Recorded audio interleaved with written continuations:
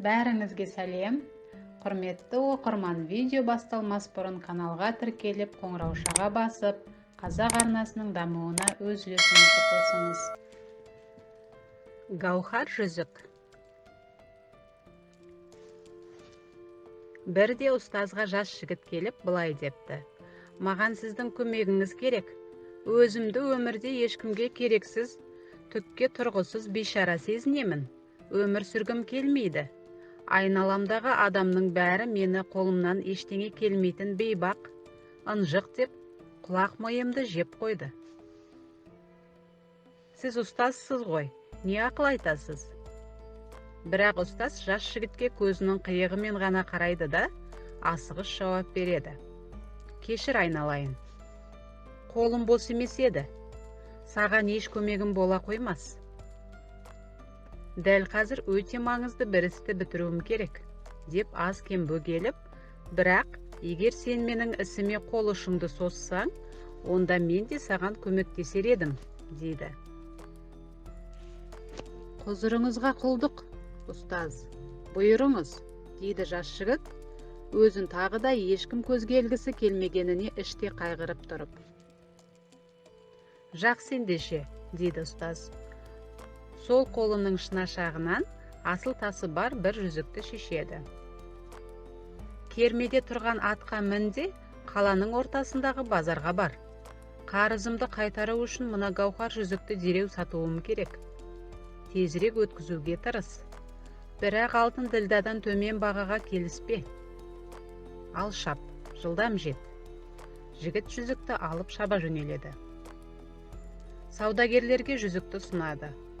Бәрі оны қызығып қарай бастайды. Бірақ бағасын естіген соң теріс айналып кете береді. Бірі бетіне күліп кетті. Ақымақ екенсің, деді. Тек егде жастағы бір саудагер ғана мынадай жүзік үшін алтын ділда тым қымбат екенін ұғындырды. Ары кетсе, бірнеше күміс тиын болар, деді. Қарт саудагердің сөзін естіген соң жас жігіттің кәдімгідей жүні жығылып қалады. Ұстазының сөзін жерге тастай алмай базарды біраз айналсоқтап жүреді. Алтын ділдаға өтпеген соң атына мініп қайтып келеді. Ұстаздың бір ісін тиянақты бітіре алмағанына өкінеді. Ұстаз, сіздің тапсырмаңызды орындай алмадым, деп күмілжиді жігіт оның алдына келгенде. Сатсам, тек бірнеше күміс тиынға ғана өтпек. Бірақ сіз алтын ділдадан кем бағаға келіспе дедіңіз ғой. Ал жүзік мұншалықты қымбат тұрмайды екен. Сен қазір өте маңызды сөз айттың, балам, дейді ұстазы. Жүзікті сатпас бұрын оның нақты құнын біліп алғанымыз артық болмас. Оны зергер айтпаса, кім айтуы мүмкін? Зергерге барып жүзіктің құнын біліп кел. Осы жүзікті қаншаға бағалар екен? Бірақ ол қанша десе де жүзікті оған қалдырмай өзіме қайтадан алып кел, дейді. Жігіт қайтадан атқа отырып шаба жөнеледі. Лезде зергерге келіп, жүзікті ұсынады. Зергер жүзікті ары да бері де қарап шығады. Сосын үлкейткіш айнасын әкеп тағы біраз уақыт айналдырады. Әлден уақыттан соң ғана барып жігітке жауабын айтады.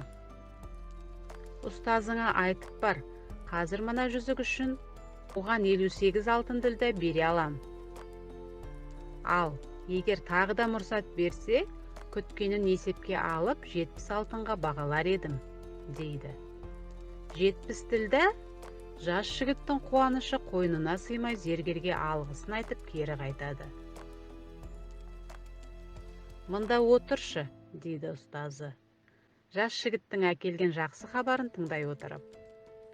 Бір нәрсе айтайын, сен оны ұмытпа, балам. Гаухар жүзік деген сенсің.